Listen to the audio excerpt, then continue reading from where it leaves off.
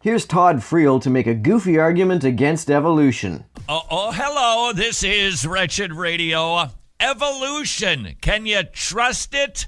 I don't think so. Not when they're constantly changing their mind. Tony. Which do you think is more trustworthy? A worldview that is frequently revised and updated as new evidence is discovered, or a worldview that stays the same regardless of how much evidence to the contrary happens to emerge? I'd like to tell you a story about something that happened to me a year ago.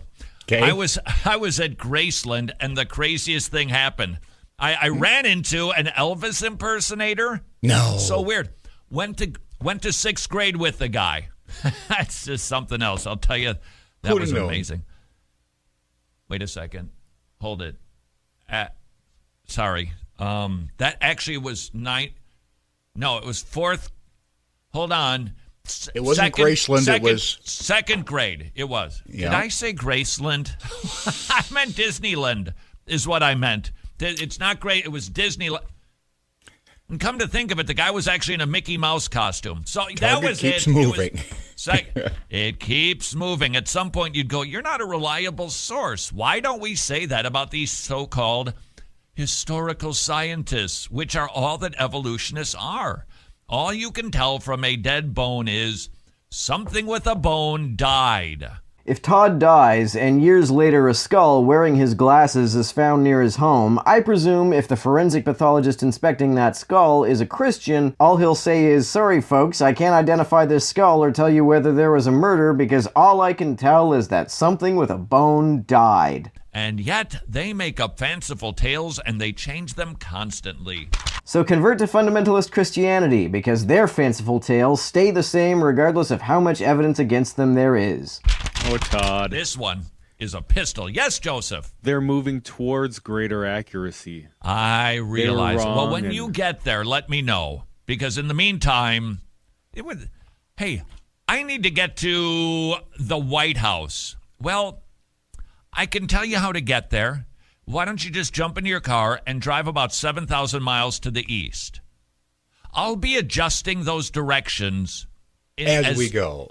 But don't worry, we're getting better at this. Okay, when you got it figured out, then let me know. I would greatly prefer fallible directions that are frequently being revised rather than directions that are never revised, no matter how clear it becomes that they are leading me in the wrong direction. Also, Todd doesn't seem to realize that this isn't just how the theory of evolution works, it's how all of science works. Apparently, Todd just doesn't want to hear about any science until everything is completely and conclusively figured out. In the meantime, you merely have an idea, not even a theory. Any idea that is most consistent with the latest information, even if it might be revised later, is a theory. From the Wall Street Journal, this is the big evolutionary story. Fossil points to a vanished human species in the Himalayas. I will just read from two different articles. One is from the Wall Street Journal. The other one is from National Geographic. Absolutely fantastic. And I don't mean like, that's incredibly good. I'm talking about ridiculous. A fossil jaw. Stop. A fossil jaw. That's it. One fossil of one jaw. And now we've got a brand new theory. This jaw of a Denisovan was found outside of Denisova for the first time, so this variety of human had a wider range than once thought. Since Denisovans were not found outside of Denisova for a long time, the simplest and therefore most probable inference was that this was the extent of their range. Now that there is evidence of a greater range, the best inference is that there is a greater range. This seems entirely reasonable to me, but to Todd, this entirely reasonable revision is proof that the methodology scientists use is altogether absurd. Fossil points to a vanished human species in the Himalayas. One bone. It's all we have. Apparently, it was found from a monk that was wandering around the Himalayas, apparently, in 1980. Am I skeptical? If you brought that into a courtroom, they'd go, I'm sorry, that lead's kind of cold.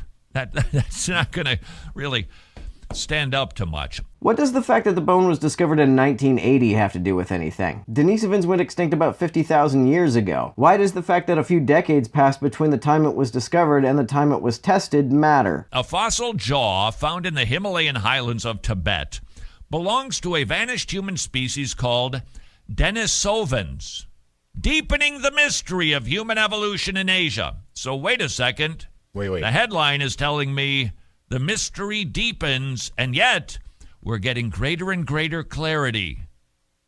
Which is it? It doesn't matter. We're talking about evolution. Until the new find, the Denisovans. All right, Tony, did you read any of these articles on the Denisovans? I have not yet. Uh-huh. You know why? If you had to guess, to recognize that there's an entire class of pseudo-humans because they think that these were sort of like people, but not exactly people. We're the only people left. No, they were exactly people. Human beings are any species of the genus Homo. They just weren't modern humans. Yeah. How many fossils do you think that they've got assembled to put together this notion that we've got an entire group of people and their migration patterns? Take a guess. What number of fossils? Well, to get a minimum migration range, all you need is two. One fossil in one location and another with the same characteristics in another location. Well, I would think you'd need hundreds or thousands. How's about 4? I would. Oh, see, I'd have been high. I said knowing science today was 12. I take that back. I was wrong. It's 5. Until the new find, the Denisovans were known only through a fossil fingertip, 3 teeth, and a toe bone found in 2008. That's it. Bring that into a court of law. Try to solve a mystery. Somebody committed a murder in 2010, and you walk in with evidence like that, and the judge is going to say, son, you better go back to law school, because that ain't going to fly in this courtroom. You're embarrassing the whole institution, but not in evolutionary science. 3 teeth, a fingertip, and a toe bone from 2008. And they put together an entire narrative. Murderers have in fact been convicted on less evidence than that. In 1958, Robert Leonard Ewing Scott was convicted for murdering his wife based on her dentures and eyeglasses being found in the incinerator of their home. Don't trust a thing that they teach you, though, because it all comes from a wrong worldview. It's like bringing a horse to going to watch a horse race at the Kentucky Derby. And the gate is actually aimed out into the parking lot. Yeah.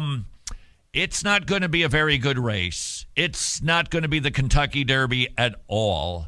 They're not going to get to the finish line because they are starting at the wrong point, aimed in the wrong direction. The direction in which Todd seems to want science to be aimed is toward his preconceived conclusion. That's not how science works or ought to work. It doesn't aim toward any conclusion. Scientific inferences follow the evidence rather than being aimed at any already decided conclusion. That's why as pretty as it is, as cool as the colors are, it's filmed in 4K or whatever they do these days, how can you trust it?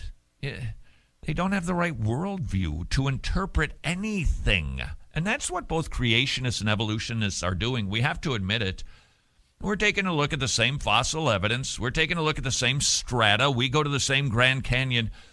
And we have a filter. We have a lens. We've got one. They've got one. Can't deny it. We've got one. People probably can't avoid having some kind of bias, and even the best scientists are swayed to some extent by some bias. But one of the things that distinguishes a good scientist from a crackpot is that good scientists try to combat and question their biases rather than embracing them. Todd embraces his bias, thus making him more corrupted by it than any competent scientists are by their biases. Because we've got a historical record. It's called the Bible. Said no historian for the last several hundred years. Because you see, 3 things need to happen simultaneously for there to be stuff in this universe. You need time, you need space, you need matter. If you don't have all 3 at the same time, you got nothing, honey. This is precisely why I don't think a God exists. Apologists tell us that a God created these things, which implies that this God's own existence is independent of them. But what does it mean for anything to exist if it doesn't exist for some time and in some place? Apologists sometimes say that a God is spaceless and timeless, but how can it exist at all if it exists nowhere and never? And so when we ask people the question, which came first, the answer should be they all happened together. Okay, so how did time, space, and matter happen? Where did that? Nothing is what rocks dream of. So how much nothing do you need to get something? Because nothing is nothing, including the word nothing. The word nothing can't be involved. I mean, it's nothing. Exactly. How did a god create these things out of nothing? That doesn't make any sense. How did he carry out the act of creating time if time didn't already exist in which to carry out that act? How much of that do you need for it to become something? They can't answer the question. It's interesting. Genesis 1:1 does. In the beginning, there's your time. God created the heavens, there's your space, and the earth, there's your matter. Boom. First verse of the Bible. If in the beginning means there's your time, that doesn't really explain how it was created. It certainly doesn't explain how any act, including an act of creation, could occur without any time already existing in which to carry out such an act. Resolves the whole shebang. Evolutionists, they can't answer any of those questions. Evolution isn't intended to answer any of these questions. Evolution is a biological theory, and those questions are all cosmological. Back to the National Geographic article on the Denisovans. It is thought that after the Denisovans, notice the language of speculation. It is thought. We don't know. We're kind of writing a story here, and that's why when we find another toe bone, we need to fix it and tweak it. But don't worry. You can trust us. Remember, folks, revising your beliefs based on new evidence is a bad, untrustworthy thing to do, apparently.